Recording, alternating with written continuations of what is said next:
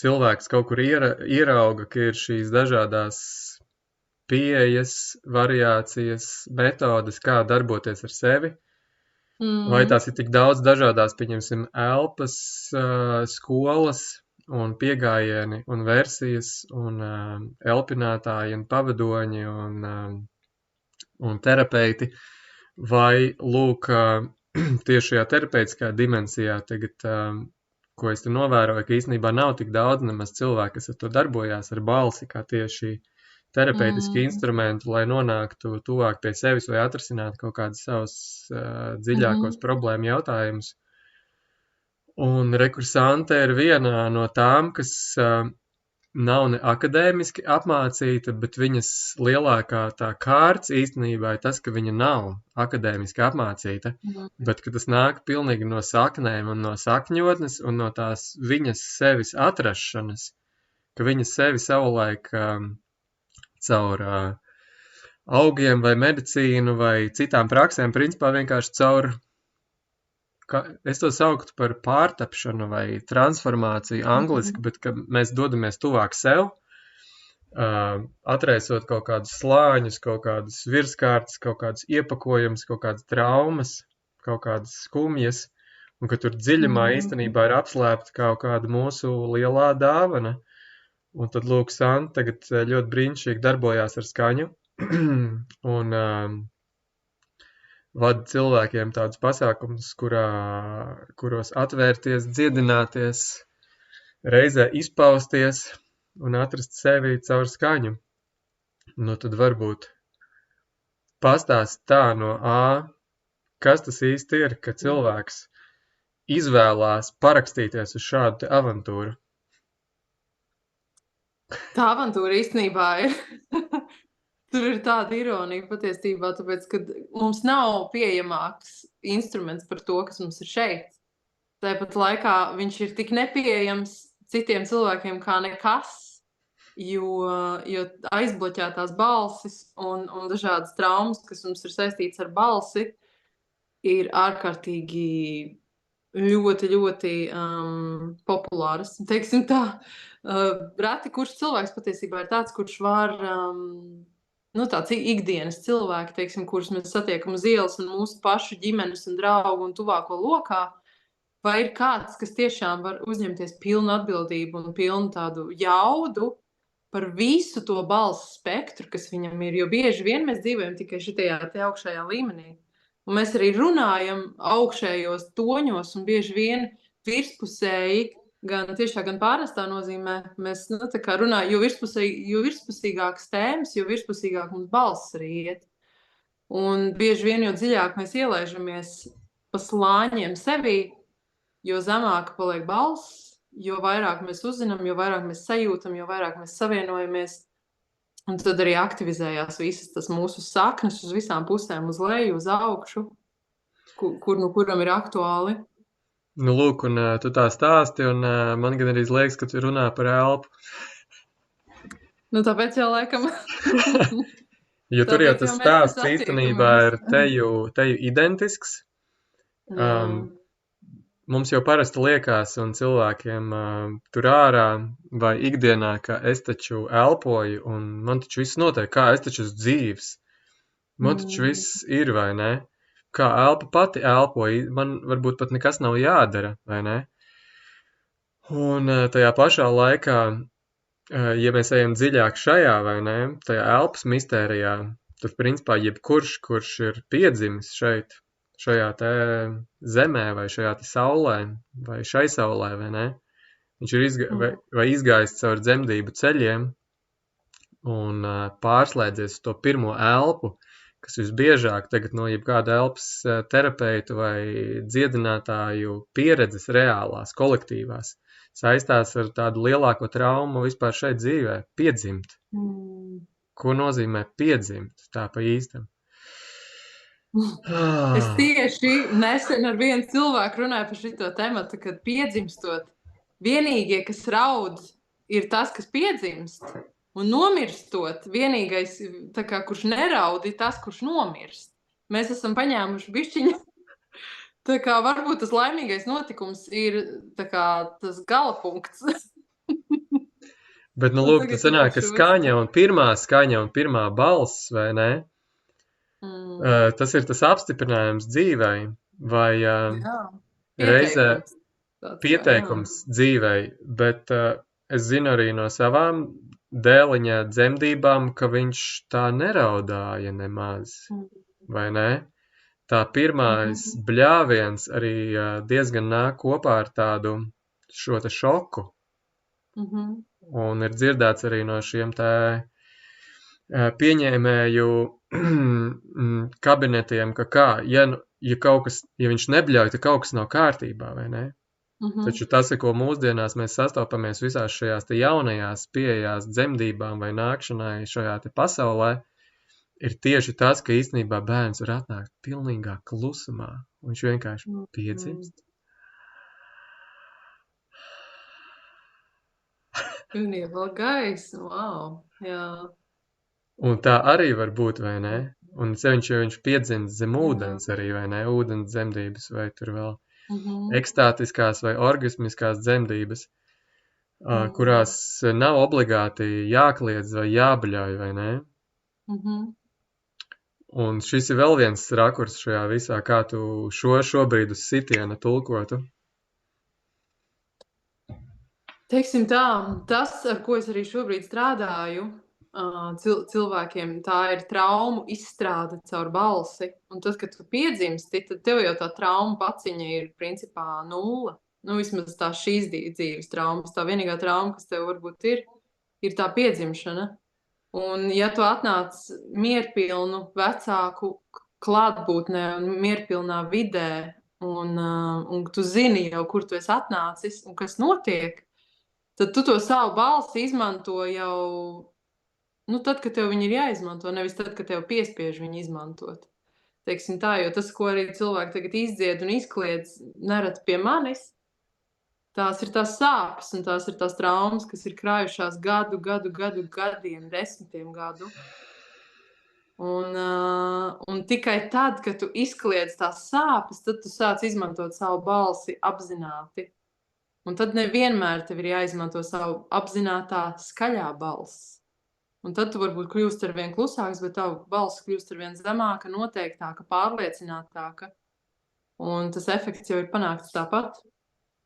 Bet, ja mēs atkal liktu to balsi kopā ar elpu, jo īstenībā jau bez elpas nevar nemaz to balsi atbrīvot, vai ne? Vai nevar nemaz viņu skandēt. Un tad tas, kas notiek adekvāti, pieņemsim, šajā te elpas pasaulē, ka cilvēki arī ir tik ļoti augšā, savā augšējā reģistrā un elpo krūšu augšdaļā un ir pazaudējuši šo te diafragmālo elpu arī, vai ne? Kas ir pamats savukārt kvalitīvai balsī.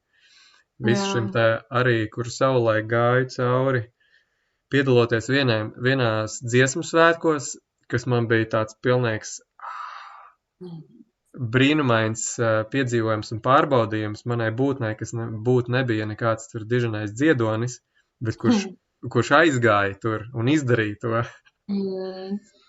Un tur bija tas tīri tehniski, tas fantastiskā likumība, ka tu vari patiesi skanēt un dziedāt un virzīt to skanējumu, balsi un visu, ja tu balsties uz tā vēdera, vai ne?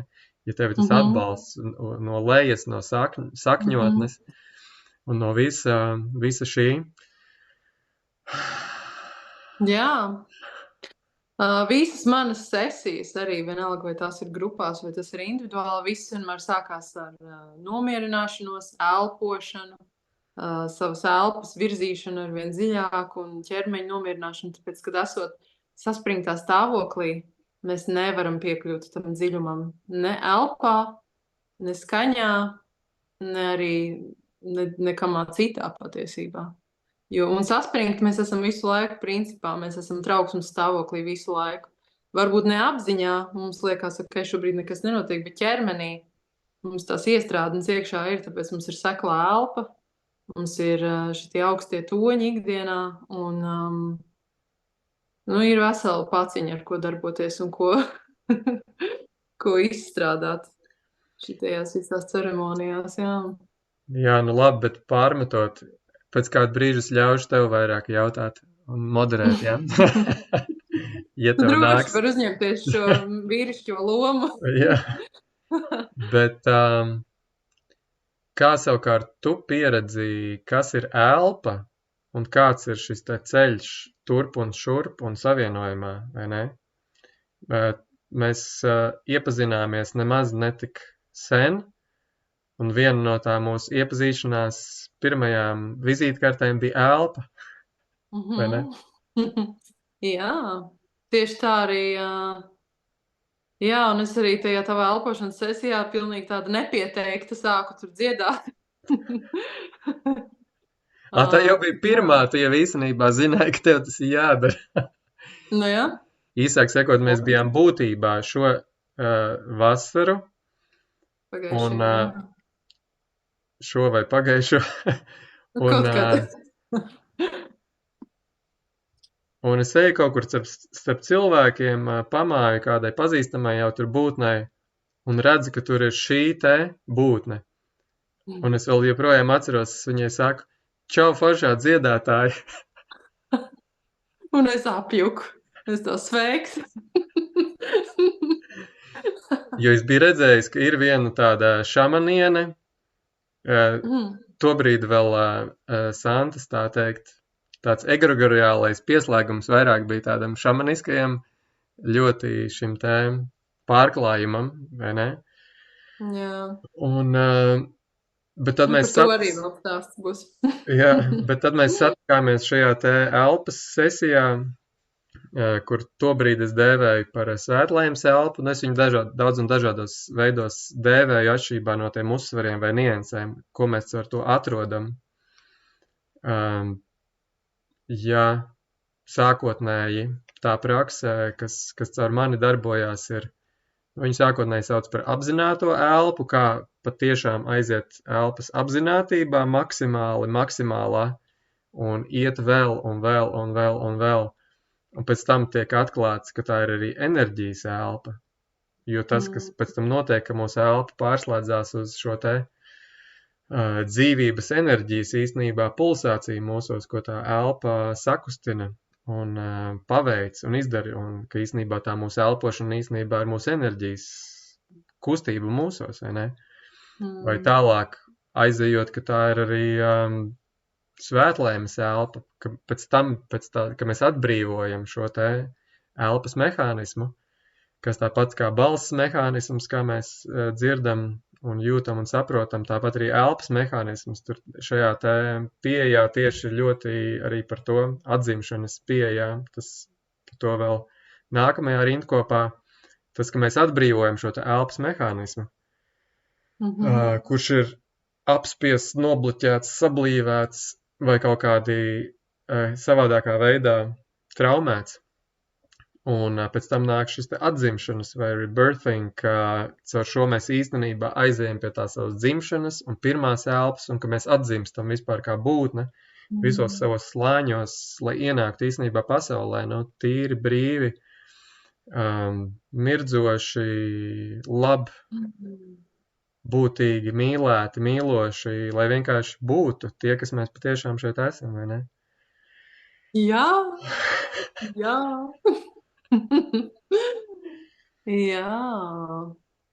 Īstenībā tā bija pirmā elpošana. Nav man bijuši tik daudz tās elpošanas pieredzes, bet tā, kas bija pie tevis būtībā, toreiz es pirmo reizi sēdēju, tā kā lotusiņā. Un tā bija īstenībā cita pieredze. Tas tāpat sasaucās arī ar maniem šāmaniskajiem stāstiem, kad ir cita pieredze.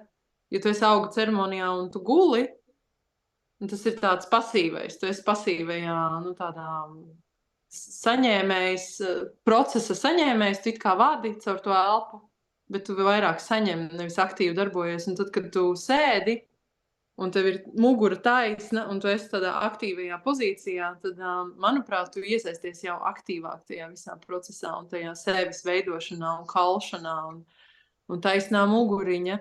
Un tas ir arī tas moments, kad balss ienāk, jo balss īsti nevar skaidri izpausties, ka tu esi tāds salīcis. Tev ir jābūt ar taisnu staltu muguru, ar tur pleciem uz atpakaļ, visam jābūt atslābinātam un tāpēc tas balss process ir brīnišķīgs, un tāpēc arī šī ceremonija. tādā formātā, kā mēs viņu tagad darīsim, ir brīnišķīgi, jo tu vispirms ieeji tajā visā savā tamā, kur tev ir jādodās šajā brīdī, šajā punktā, kur tu esi dzīvē, tu to visu atlaidi, atslābini un iztransformē.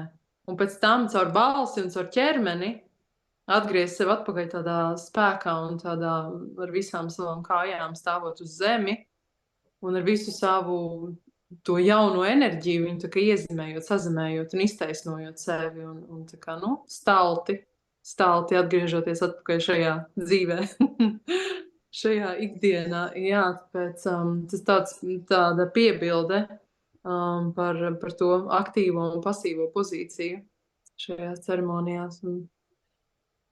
Jā. Jā, noteikti mēs arī paskanēsim guļot, esot šajā pasīvajā.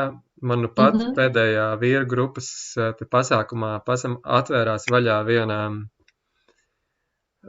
tāda sapratne, ka arī elpu mēs varam atbrīvot un vēl dziļāk iet tajā elpas atbrīvas procesā caur ņurdēšanu, kungstēšanu, vaidēšanu, gārkšanu, caur visu to, kas kā ķermenī īstenībā, kā ķermenis grib atbrīvot to dabisko dzīvības pulsu sevī.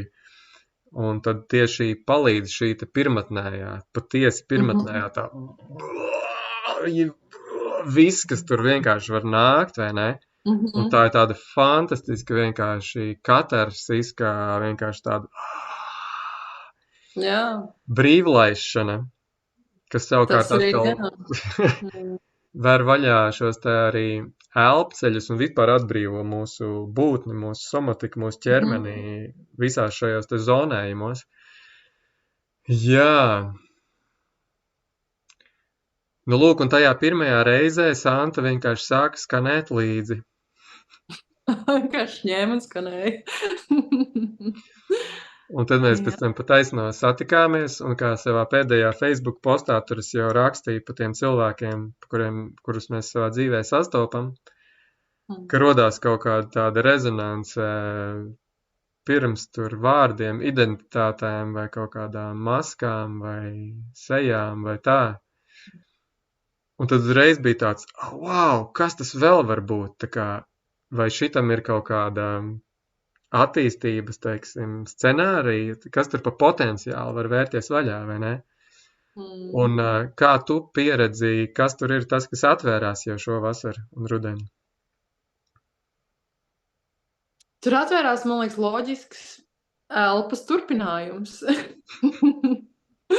Ir elpa, pēc tam sako skaņa. Ir zibens spēriens, pēc kura sako pērkona dārts. Man liekas, diezgan loģisks turpinājums, un tas ir tā visa ir somatika, ka mēs tagad ejam cauri, tā ir visa mūsu ķermeņa izziņa, un tas, ko es arī šobrīd, kamā es eju, garīgā prakse caur ķermeni, nevis garīgā prakse caur kaut ko mistisku un netveramu, un iespējams tur lasot grāmatas, ko es nenoliedzu, kamā arī ir taisnība, bet mums katram ir dots ķermenis, un viņš ne tikai mēs ievelkam elpu vai nokliedzamies uz kādu, ne tikai, lai būtu dzīve vai ieviest kaut kādu kārtību,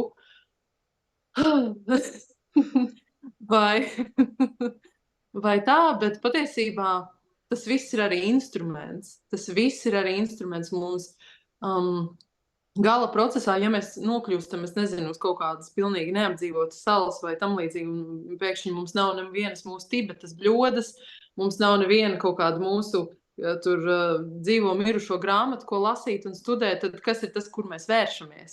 Mēs vēršamies sevi iekšā. Un nereti sēdēt vienkārši omiņā un zeniņā un klusējot ir grūti to darīt. Vai tas varbūt neaizved pie tiem rezultātiem vai nenovad tur, kur tas var aizvest, ja mēs pieslēdzam ķermeni.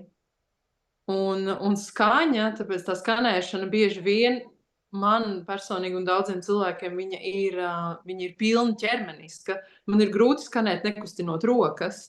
Man ir grūti arī elpot, patiesībā, tad, kad es dziļās elpošanas šitajās procedūrās, man ir grūti būt mierīgai. Nu, tā kā vienkārši tā kā gulēt vai sēdēt. Tur ķermenis kustās līdz, tas ir visa ķermeņa process. Jā, es domāju, tas ir vienkārši loģisks turpinājums kaut kam, kas ir iesācies vienā veidā, tagad tas ir apaudzis ar kaut ko. Un mums jau arī būs cauri ceremonijai, mums būs arī šī vadītā skaņa, un cilvēkiem būs iespējams pieredzēt, piedzīvot, izdzīvot, ko nozīmē tiešām tāds vokālais dziedinājums arī gan no manis, gan no rases, kur dziesmas kā tādas, tās mēs jau arī zinām, protams, un viņas ir dziedinošas, viņas ir visos līmeņos arī tur darbojās. Bet ko nozīmē, ka tu skani kā trauks tiešām, kā tāds dievišķs skaņu trauks, un kur tas var aizvest. Un, jā, tā ir tikai kaut kāda loģisks solis uz priekšu, manuprāt, un kam varbūt klāt vēlāk nāks vēl kaut kas cits, bet šobrīd tā ir tāda vēl pilnīgāka izziņa, ko mēs varam izzināt caur to, kas mums ir iedots šeit un tagad, šajā mirklī. Tālūk. Tālūk. Nu jā, un ko es arī ļoti novērtēju, jo pieņemsim šajās tā dziļajās elpas sesijās, kas ir tāds transformatīvs, dziedinošs un vārdos arī nenosaucams darbs, vai ne? Jo tur vienmēr ir kaut kas jauns, tur vienmēr tas skaistais, mistiskais X, kurā ir jāieklausās, kurā ir jāvēro, kas tas ir un kā viņš uzvedās, un kā tu vari ar visu savu to savienoto, sazemēto stāvokli tajā ieiet un to pētīt. Bet tas, ko es atklāju šajā vasarā un rudenī, tajos dažos retrītos, kur mēs vēl kopdarbojāmies, Flow uz One kompānijā, cik skaisti ir kopradīt šo terapeitisko telpu, šo dziedinošo telpu, kurā ienāk iekšā šīs dažādās modalitātes. Ja tā elpa bija kā tāda bāziskais, teiksim, ceļojums cauri, kam cilvēks iet cauri, tad slēdzot klāt gan balsi, skaņu, mūziku, mūzikas instrumentus, enerģiju, klātbūtni, dziedinājumu, masāžu, akupresūru un visus šos te lietiņus, vai ne, pat smalko vienkārši klātbūtni un afirmāciju un informāciju, cik tas ir kopā tik jaudīgi, vai ne? Jā, un to uztver principā visi. Ja ne visi, varbūt, manuprāt, visi cilvēki ir mazāk vai vairāk jūtīgi, bet ne visi varbūt spēja uztvert tur kaut kādas tās mistiskās lietas, bet visi spēja uztvert pieskārienu, visi spēja uztvert tur elpas izmaiņu, skaņas izmaiņu, vai visi spēja sajust to vibrāciju, ko viņi arī dara ar balsi. Līdz ar to tas ir tāds, visiem, tas ir priekš visiem, tas nav tur tikai priekš kaut kādiem noteiktiem cilvēkiem. Man viena dāma piezvanīja arī, pieteicās uz pasākumu, viņa prasīja, vai tas ir kaut kādam slēgtam lokam, vai tas ir kaut kādam tādam īpašam lokam, un tad, protams, ka nē, tas ir, tas ir visiem, jo tas mums visiem ir pieejami, un tad katrs mēs varam savā veidā, šobrīd šajā reizē mēs visi kopā to izzināsim, bet svarīgi arī ir apzināties, ka katrs pats pēc tam var paņemt un praktizēt kaut kādas šīs lietas un savienoties ar savu elpu un ar savu skaņu un dziedināt sevi, darboties ar sevi vai pat ielikt jau sevi tajā pozīcijā, kad nav pat jādziedina, tur nav pat ko dziedināt, jo tu visu laiku esi tā kā on check, ja tu esi stresā, tad tu kaut ko ņemies dungu un lai to stresu ārā, ļauj, lai viņš izvibrējās un tā ir tāda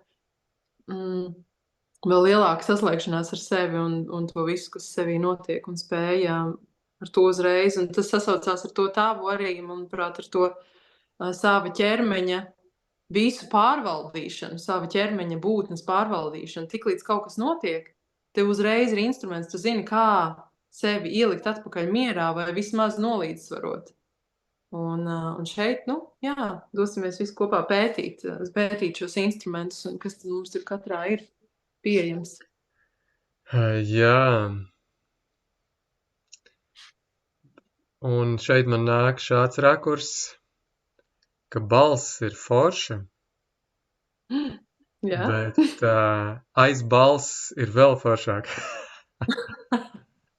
Aiz balss. Pastāsti, kā tu to domā.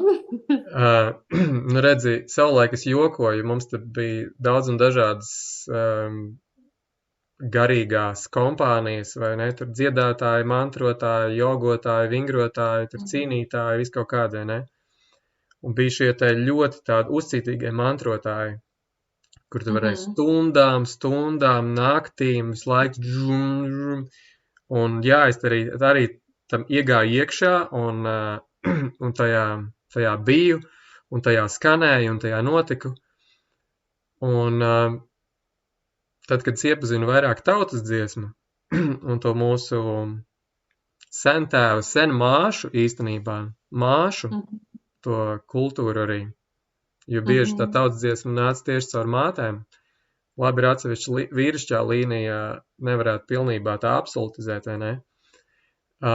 Bet tas, ka šajā te tradīcijā pietiek izdziedāt vienu īsto dziesmu īstajā brīdī, un pēc tam tev vairs nav jādzied.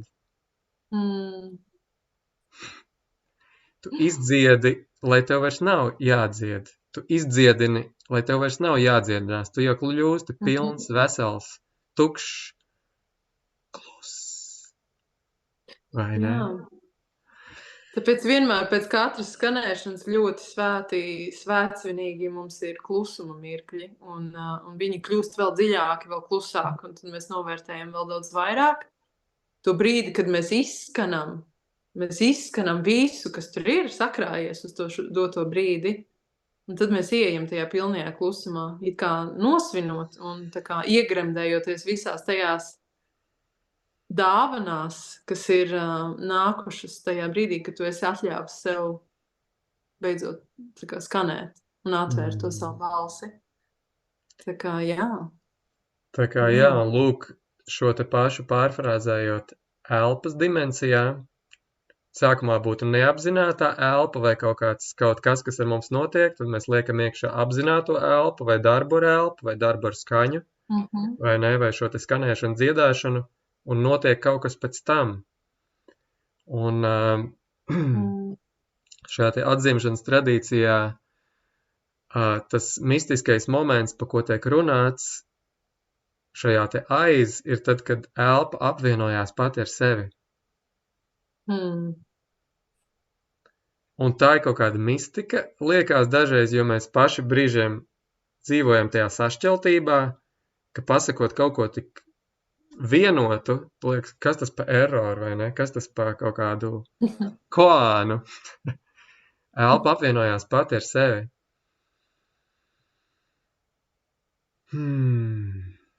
Jo, ja pirms tam ir bijis šis te kaut kāds deformācija, pēc tam caur šo te ritmu pulsu mēs atjaunojam šo te līdzsvarotību, saskaņu un atgriešanos tajā veselumā. Un tad mums vairs nav jāelpo kaut kā speciāli, vai jādzied kaut kā speciāli, vai kaut kas jādziedina speciāli. Tas jau ik brīdi notiek šajā mirklī ar to apziņu, kurā mēs viņā esam. Ar to, ka, wow, viņa notiek, tā elpa notiek, vai tā balss, ja vajadzīgs, viņa tad izskan, kad vajag izskanēt, vai ne? Tu jau neej augu dienu un nebļausties tur apkārt pa mežiem. Nu labi, tu varbūt bļausties, tev ir tāds Es bļaustos, bet patiesībā ir tie mirkļi, kad man arī liekas, kur man tagad vajadzētu baigi skanēt, tur iet, es nezinu, pirtī, piemēram, vai kā. Un es jūtu, ka man vispār nenāk, un man nevajag, un man negribās. Bet tad ir kaut kādi momenti, kad es ieeju kaut kādā neapzinātajā procesā, un es atgriežos pie apziņas, saprotu, es tā kā skanu, es dziedu, es dungoju, un tas notiek kaut kāds, tas ir automātiskais process, es pat nenojaušu, es pats tur kaut ko tur brum darbojos savā dzīvē, bet mans ķermenis izdomā, ka viņam vajag dziedāt tagad dziesmiņu kaut kādu, un tad es ļauju, tad ir tas vajadzīgs. Un tad ir kaut kādi momenti, ka man liekas, ok, man tagad vajadzētu tur baigi skanēt un kliegt un ko, bet vispār nenāk un nevajag, un ir jāciena arī tas, un neko nevajag spiest tā. Tā diži nevajag. Jā, un šis te piedzīvojums, par ko mēs te tagad stāstījām, ka vairs neko nevajag, ka viss ir, tad tas ir arī kaut kas, kam dēļ tad atnākt, izmēģināt, Jā. piebiedroties. Būs skaisti. Būs skaisti. Katra absolūti šitā reize, kad mēs kaut ko kopradam, ir turpat nav vārdu. Tas tiešām tas ir jāizdzīvo. Tur nav vārdu. Tur ir tāpēc, ka tie līmeņi ir tik daudz tur. Un te pašā laikā tas viss ir tik vienkārši. Un te pašā laikā prātam ir tāds, ak, Dievs, kas notiek? Ko viņi tur dara, kā viņi to dara? Kas ar mani notiek? Kā es to daru? Kā viņš to dara? Kur vispār te kas beidzās? Kur kas sākās? Un ieiet tajā ir forši. Nu, tā kā prātam iedot bišķiņ to, lai viņš attiet maliņā. Un beigās tajā nemaz nav nekāda mistika. Tajā ir viena vienīga atklāsme. Viens vienīgs tu. Nekā jau cita šeit nav, vai ne? Jā, nekas nav mistiskāk par šito te būtni un to būtni. Un to, kas ir šī te būtne viena pati, vai ne? Kas šeit runājās un skatās ar dažādām acīm vai mutītēm, bet kas pati sevi šeit apzina un atkal atcerās ar šiem te dažādajiem spēlētājiem un avatāriem. Nē, nu smieklīgi, jā, kad tā padomā. Kad tā padomā, bišķi smieklīgi ir, jā. Bet, nu, acīm redzot, tā vajag. Tas ir pietiekoši labi, lai arī beigtu. Jā, tā ir labi. Uz smieklīgās nots, tad arī mēs beidzam šeit vāviļot un ejam tad darbībā, ejam dzīvē, ejam iemiesojumā. Ejam patiesi būt tie, kas mēs esam un kam mēs tad esam šeit patiesi nākuši.